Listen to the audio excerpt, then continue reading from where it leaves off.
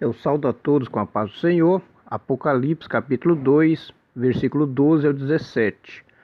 E ao anjo da igreja que está em Pérgamo escreve: Isto diz aquele que tem a espada aguda de 2 fios.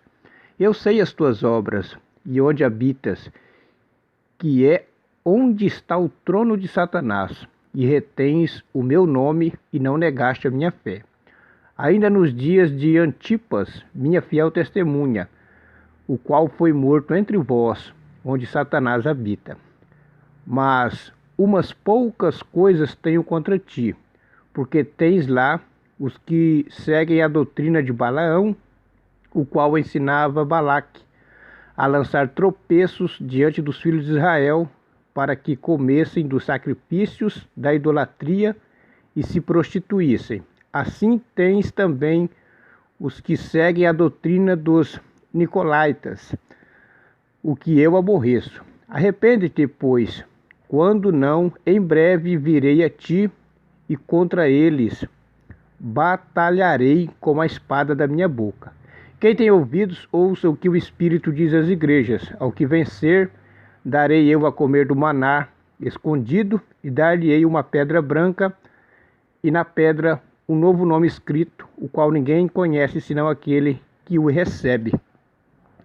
Hoje nós vamos estar estudando a respeito da igreja de Pérgamo. A cidade de Pérgamo, ela situava aproximadamente 24 quilômetros da costa do Mar Egeu e 112 quilômetros ao norte de Esmirna.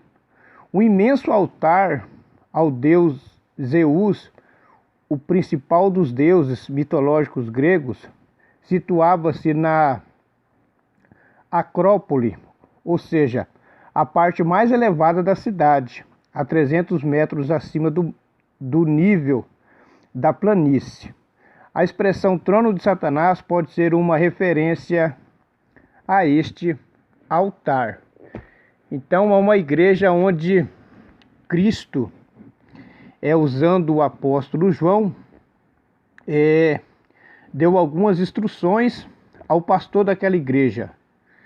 E quando ele fala a espada aguda de 2 fios, é a poderosa palavra proveniente da boca de Cristo. Apocalipse capítulo 1, versículo 16 e Hebreus capítulo 4, versículo 12. Quando é mencionado o trono de Satanás, indica que a autoridade e o poder do diabo eram honrados naquela igreja abertamente ou pelas práticas implementadas ali.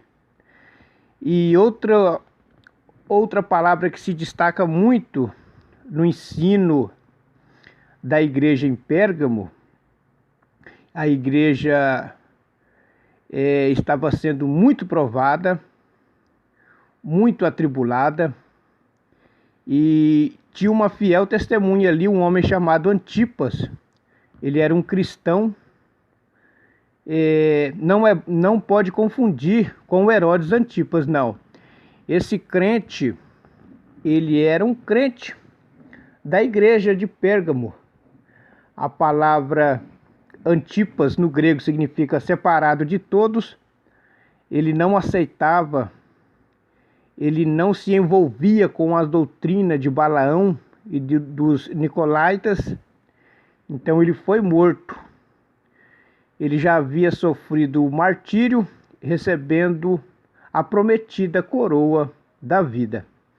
Então fica de exemplo para nós, e fica de espelho este servo de Deus que congregava na igreja de Pérgamo.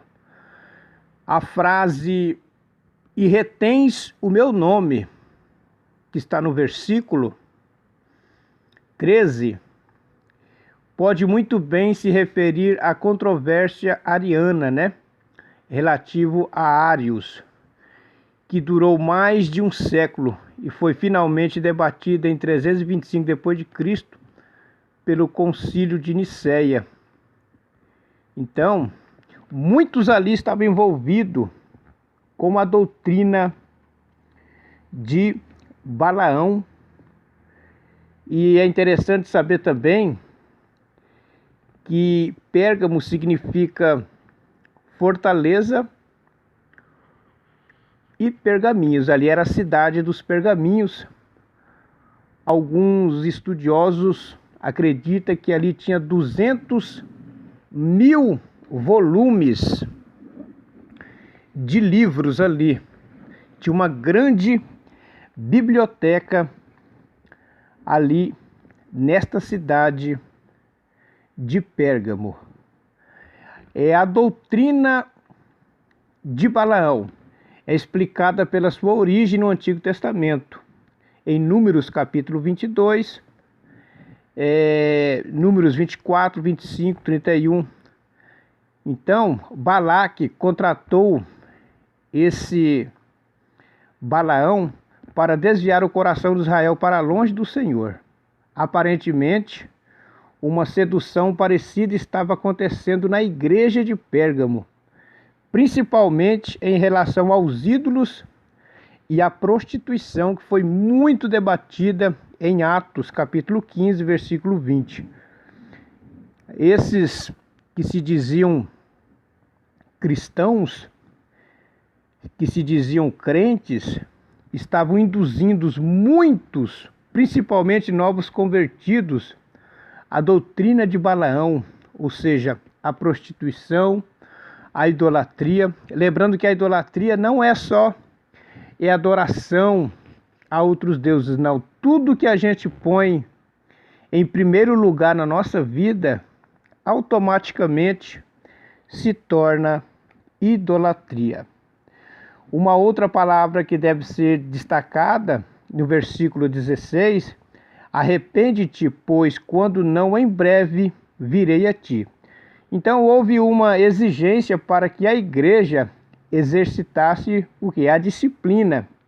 Então a vinda de Cristo mencionada aqui se refere a uma visitação judicial em rápido juízo de acordo com a palavra de Deus.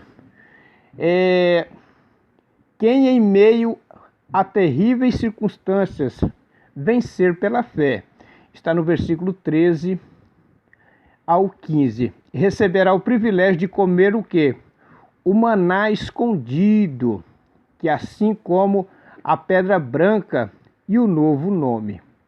Esses são para os que vencer mesmo as afrontas, as perseguições, muitas heresias, como nesses dias da igreja de Pérgamo tem se levantado, nos nossos dias também não é diferente não. Que assim como a pedra branca e o novo nome é uma recompensa futura pela fidelidade a Deus. O maná escondido lembra o quê? Lembra o alimento celestial que sustentou Israel no deserto. Êxodo capítulo 16, versículo 4, 14, 15, 31.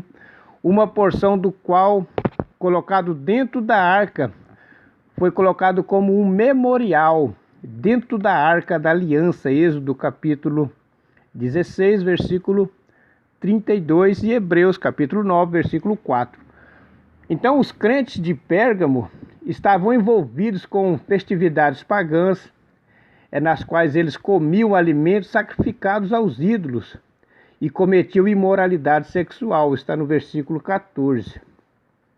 Jamais o crente deve se envolver com essas práticas pecaminosas. A Bíblia diz em 1 João capítulo 2, versículo 16, não ameis o mundo. A palavra mundo ali, no grego, é cosmo, que significa sistema pecaminoso da humanidade.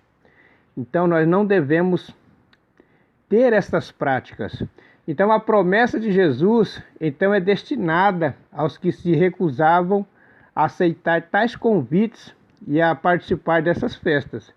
Para esses haveria um banquete melhor, aonde? No céu, quando Cristo vinha arrebatar a sua igreja. O maná escondido também sugere uma comunhão especial com Jesus. Está lá em Lucas capítulo 14, versículo 7 ao 11. Lucas capítulo 22, versículo 28 ao 30. Aos vencedores é prometido um alimento espiritual. Esse é o nosso alimento na condição ressurreta para capacitá-lo efetivamente à função de corregentes do reino de Cristo. Cada um de nós somos. Então nós vamos receber uma pedra branca. Então, na época de João, a pedra branca podia significar inserção, ou seja, de custas legais, mas parece mais adequado relacioná-la ao costume que nos jogos atléticos gregos de se oferecer uma pedra branca ao vencedor de uma competição. Então, o vencedor de uma competição na antiga Grécia, o vencedor ele recebia uma pedra branca como prêmio. Agora, nós vamos receber a coroa da vida, a vida eterna com Cristo Jesus. Ou aos gladiadores, que eles também tinham conquistado a admiração do público e recebido permissão para se retirarem de combates futuros. Os gladiadores também, os vencedores, eles recebiam estas pedras brancas também. Então, esse símbolo da vitória sobre os inimigos de Deus não pode ser separado de um novo nome, que identifica o cristão obediente, cujo caráter é fiel até o fim, diferenciado da maioria das pessoas. Então, esta pedra branca, que é um símbolo dos vencedores, daqueles que vão ser arrebatados por Cristo, da verdadeira igreja, e o trono de Satanás estava posto ali. Eu imagino o tamanho do sofrimento do pastor da igreja de Éfeso, de Pérgamo, contra esses costumes, contra essas doutrinas. A doutrina dos nicolaítas, nós não sabemos muita coisa acerca dos nicolaítas. O que nós sabemos é que a sua doutrina não destoava quase nada do ensino de Balaão, pelo menos quanto ao conteúdo. Se Balaão era dissimulado, sutil e teológico, os nicolaítas, fazendo abertamente comércio dos santos, publicamente apregoavam a repaganização da igreja, ou seja, afirmando ser possível servir a Deus e aos ídolos. Não tem condições, não tem como servir a Deus e a Mamon. Utilizando-se de um linguajar bem elaborado, levaram muitos fiéis daquela época a se desviarem pelos caminhos da fornicação, do adultério e da idolatria. Então, nós temos a espada do Espírito, que é a palavra do Senhor. É hora de brandi-la contra os adversários. Portemo-nos como vencedores. Cada um de nós já somos os vencedores, pois do Senhor temos a promessa. Olha, ao que vencer darei eu a comer do maná escondido e dar-lhe-ei uma pedra branca, e na pedra um novo nome escrito, o qual ninguém conhece senão aquele que o recebe. Está no versículo 17. Então fica aqui algumas informações da igreja de Pérgamo. Ali o pastor daquela igreja lutou contra as heresias, as doutrinas de Balaão e dos nicolaítas, e tinha um crente muito fiel ali chamado Antipas, que significa contra todos, que fica como exemplo para nós também não aceitarmos estas heresias nos nossos dias. Que Deus abençoe os irmãos, esteja compartilhando e se inscrevendo no canal, compartilhe com mais pessoas, com seus amigos, com seus parentes, e junto nós estaremos crescendo na presença do Senhor. A próxima lição nós vamos falar um pouquinho a respeito da igreja de Tiatira, Que Deus abençoe a vida de cada um dos irmãos. Deus abençoe. A paz do Senhor.